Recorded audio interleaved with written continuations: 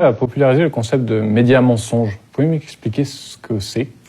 Un média mensonge, c'est une manière de manipuler l'opinion. Moi, j'ai travaillé ça dans ce que j'appelle la propagande de guerre, qui est un concept qui vient de l'historienne Anne Morelli, qui a étudié l'histoire notamment de 14-18. Et la propagande de guerre, ça consiste à manipuler une opinion. Si on est les États-Unis ou la France et qu'on décide de faire une guerre contre un pays, on va évidemment pas dire on veut voler son pétrole, son gaz, ses richesses, on veut contrôler la zone stratégique, ça on peut pas dire. Et donc on va dire que on vient pour la démocratie, pour protéger les minorités, pour émanciper les femmes, contre le terrorisme. Ça, c'est le prétexte parfait, parce que s'il n'y a pas des terroristes quelque part, on en amène quelques-uns et le prétexte est tout trouvé. Et donc, la propagande de guerre, pour moi, ça se caractérise par le fait de toujours cacher les intérêts économiques, de toujours cacher l'histoire, c'est-à-dire le rôle que les puissances coloniales ont joué dans certaines régions pour diviser, pour régner, pour dresser les peuples les uns contre les autres et garder le contrôle. Ça se caractérise par démoniser l'adversaire, c'est-à-dire présenter des images de préférence qui le montrent comme un monstre, comme un grand danger, etc.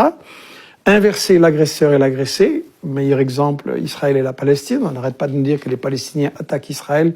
C'est quand même curieux. Israël les a chassés de leur pays, donc c'est lui l'agresseur. Et le cinquième principe de la propagande de guerre, c'est monopoliser le débat, c'est-à-dire empêcher... Vous savez, quand il y a une guerre, il y a toujours forcément au moins deux avis. Et donc, un spectateur devrait entendre les deux avis pour se faire son opinion. Et nous, à la télé, on a un seul avis. Il n'y a pas de débat contradictoire. Il faut toujours être pour la guerre. C'est patriotique, c'est humanitaire. Et donc voilà, ces 5 principes de la propagande de guerre, c'est ça qui est derrière ce que j'ai appelé le média mensonge. Je ne veux pas dire par là que les journalistes sont tous pourris. Je veux dire que le système des médias auquel nous sommes soumis en France, en Belgique, aux États-Unis, c'est un système qui, comme le disait Herman et Chomsky dans ce livre « Fabriquer un consentement » que nous avons réédité là et qui, à mon avis, le livre qui explique le mieux les problèmes des médias en Occident, il disait, voilà, les médias ne sont pas là pour informer le public, mais pour lui faire accepter les décisions, les choix, les stratégies des gouvernements. D'accord. Est-ce que vous pouvez me donner d'ailleurs un exemple? Est-ce que la Libye... La Libye est tout à fait un exemple. J'en ai dans mes livres donné des exemples tout plein. Et il y a une chose qu'il faut remarquer, c'est que aucun des journalistes de ces journaux télévisés, de ces grandes émissions d'information, aucun de ces médias n'a accepté un débat contradictoire sur les exemples que je donnais de médias mensonges. Dans le cas de la Libye, on nous a dit que Kadhafi faisait bombarder, mitrailler la population qui manifestait, qu'il y avait 6 000, 10 000 morts, tous les jours les chiffres gonflaient. Et en réalité, c'était une invention complète.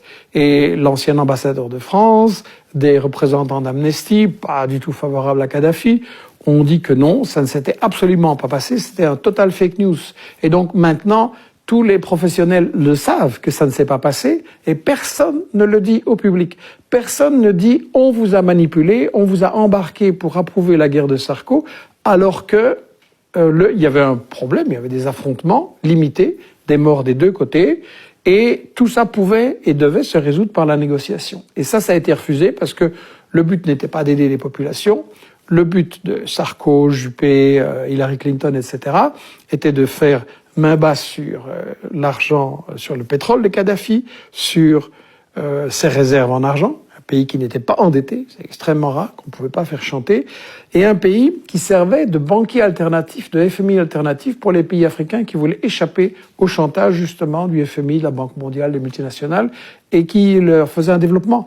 Donc on a vraiment tué un peu un sponsor de l'Afrique en l'assassinant, ce qui était le plan depuis le début. Donc la campagne de Libye, c'est vraiment un festival de fake news. Et la grande question, c'est pourquoi les journalistes qui ont fait ça refusent qu'on en débatte et qu'on en discute maintenant? Pourquoi il faut tourner la page et oublier ce qui s'est passé? Alors que les résultats sont catastrophiques. On nous avait dit on va apporter la démocratie. C'est quand même rigolo. En Libye, maintenant, vous avez 2 ou 3 ou 4 gouvernements. Vous avez la chasse aux Noirs, la chasse aux immigrés, la chasse aux femmes, vous avez de l'esclavage, c'est un foyer de terrorisme. Donc c'est catastrophique l'intervention de l'Occident. Donc vous estimez que les médias occidentaux en général sont assez suivistes dans la politique étrangère de leur pays? Je ne vais pas dire qu'il n'y a que les médias occidentaux qui font ça. Je pense que c'est quelque chose qui se produit un peu partout.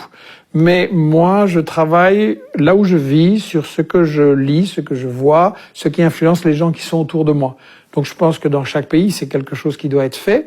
Mais effectivement, les médias occidentaux sont plus que suivis, ils sont complètement intégrés.